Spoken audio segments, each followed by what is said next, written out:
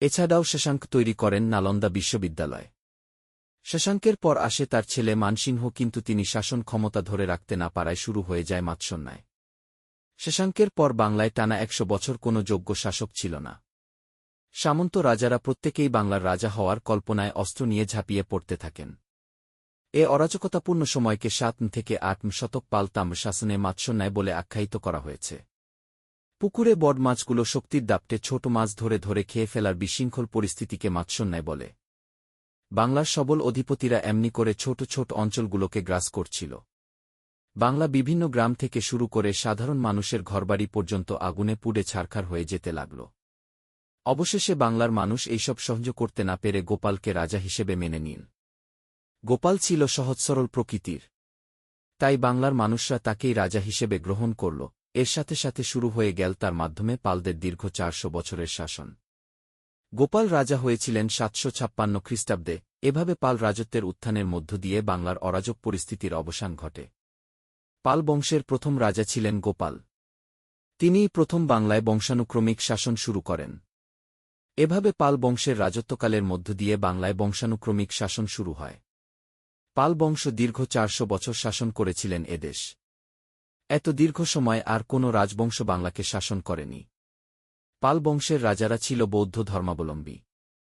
পাল রাজাদের মধ্যে সর্বশ্রেষ্ঠ ছিলেন গোপালের পুত্র ধর্মপাল। তার যুগে ৩টি রাজবংশ প্রতিযোগিতা নেমেছে উত্তর ভারতে আধিপত্য বিস্তার করতে। একটি বাংলার পাল বংশ ও অন্যটি রাজপুতানার গুর্জর প্রতিহার বংশ এবং তৃতীয়টি দক্ষিণাত্যের রাষ্ট্রকূট বংশ। ইতিহাসে এ যুদ্ধকে বলা হয় ত্রিশক্তির সংঘর্ষ। নওগাঁর পাহাড়পুরে অবস্থিত সোমপুর মহাবিহার নির্মাণ করেন ধর্মপাল। এরপর আরও কিছু শ্রেষ্ঠ রাজা হলেন মহিপাল দেব, প্রথম মহিপাল দেব, দ্বিতীয় মহিপাল দেব, প্রথম মহিপাল, দ্বিতীয় মহিপাল, মহিপাল, রামপাল। রাজা মহিপাল দেবের সময়ে তালপাতায় অঙ্কিত নালন্দা মহাবিহারের বৌদ্ধনুচিত্র বাংলার প্রাচীনতম চিত্রকলার নিদর্শন। বরেন্দ্র বিদ্রোহ সংঘটিত হয়েছিল রাজা দ্বিতীয় মহিপালের রাজত্বকালে।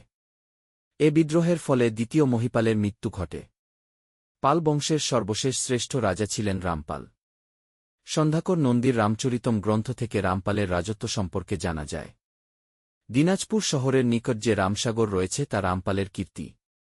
রাজা রামপালের পরই আসে পাল বংশের সবচেয়ে দুর্বল রাজা মদন পাল। তার সময়ে সেনাবাহিনীর দুর্বল হওয়াতে তিনি ভারতের কর্ণাটক থেকে সেন বংশের লোক এনে সৈন্যবাহিনীতে ভর্তি করান। টানা ৫০ বছর সেখানে সেনরা চাকরি করল। এরপর দুর্বল পাল রাজা মদন পাল এর দুর্বলতা দেখে সেনরা তার কাছ থেকে ক্ষমতা ছিনিয়ে নিল এবং বাংলায় শুরু হয়ে গেল সেন বংশের শাসন। ভিডিওটি ভালো লাগলে লাইক এবং সাবস্ক্রাইব করে দিও। এর আগের ভিডিওগুলো দেখে আসতে পারো বাংলাদেশের ইতিহাস।